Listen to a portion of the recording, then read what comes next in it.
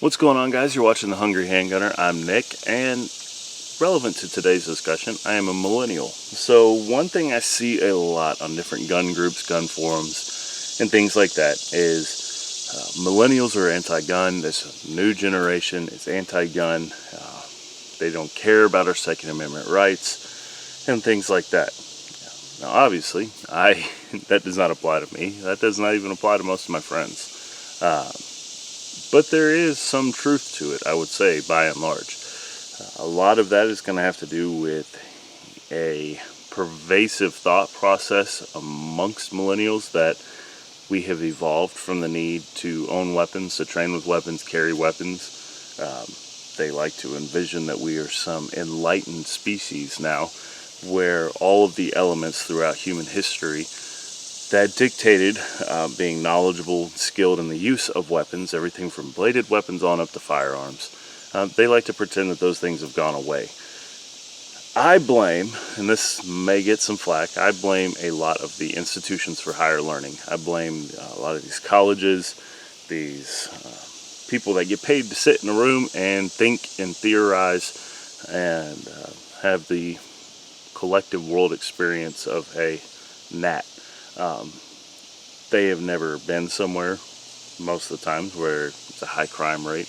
They've never seen a victim of violent crime with their own two eyes. They've never been to countries where totalitarian regimes have inflicted gross human rights violations on the people. So in their ivory tower, in their Harvard office, or wherever, they theorize that we have evolved from the need to use weapons, to own weapons. And that, even if not worded directly as I've just said it, that kind of opinion is pervasive, especially when somebody is in a position of leadership. And then that stuff just kind of soaks in. You have students that say, well, so-and-so has hinted at that they believe this. Next thing you know, that becomes what that person believes. And guys, it's not enough to be neutral with our rights. It's not enough to well, I'm okay with it. Now, you need to be outspoken defenders. And this isn't just the Second Amendment, First Amendment, Second Amendment, Fourth Amendment, all the way on down. If you see a violation of those rights, it's important to speak up and call it out, even if the party in question is not necessarily somebody you agree with. And we see that a lot, too. I think my generation predominantly leans left. And right now, I can hop on Facebook and see people that I know that lean left that are championing the NFAC, Not Fucking Around Coalition, I think they call themselves, or Black Panthers, or whoever, being heavily armed. They're cheering them on. They're like, hell yeah, it's your Second Amendment right. Meanwhile, me and my buddies get together and run some drills in kit or whatever like that. Oh, you guys are just extremists. So, again, rights go across the board, whether we agree with people or don't. And I don't mean to be preaching to the choir here, but that is something I have noticed, particularly with my generation. And sometimes with the older generations, it's the other way around. They would be just fine with me and my buddies getting out here and playing at Call of Duty or whatever you guys want to call it.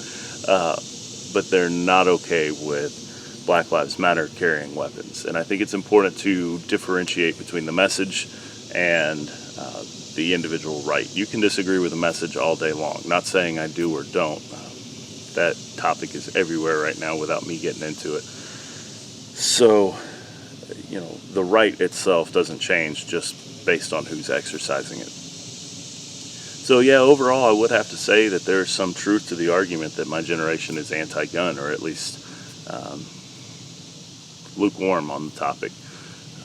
I think a lot of it has to do with not understanding the facts. They may not have had somebody in their life that owned guns. They may not understand how they work.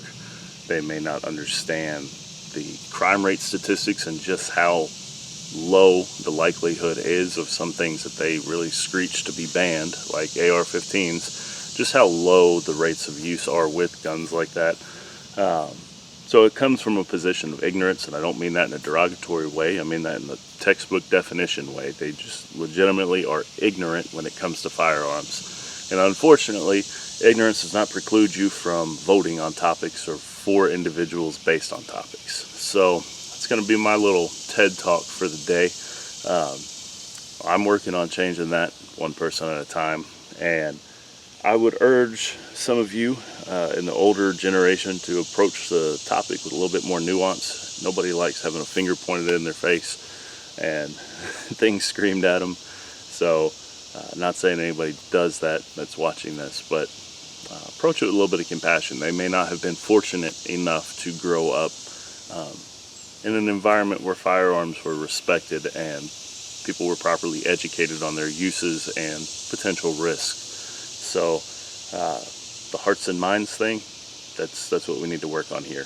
And then, ultimately, I don't think it's any secret where I stand. If that doesn't work and they do come for them, well, then we trade ballot and soapbox for cartridge box and do what needs to be done. So in case anybody wondered where I stood on that, there you go.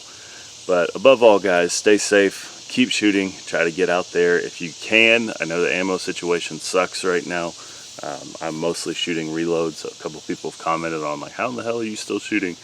I'm fortunate to scrounge up reloading components where I can, and that's what I shoot. And then other things like 22, I have been buying ever since the last time when we couldn't buy 22. So it's worked out this time.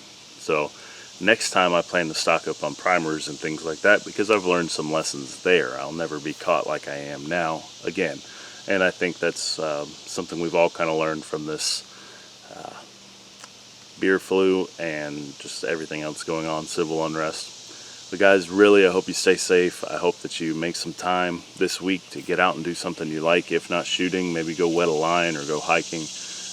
Take care of your mental health. This whole situation hasn't been good for most of us in some ways. I know a lot of us are missing family. I haven't seen my grandparents in months, so that really sucks. But I'll hit you guys up next time. Take care.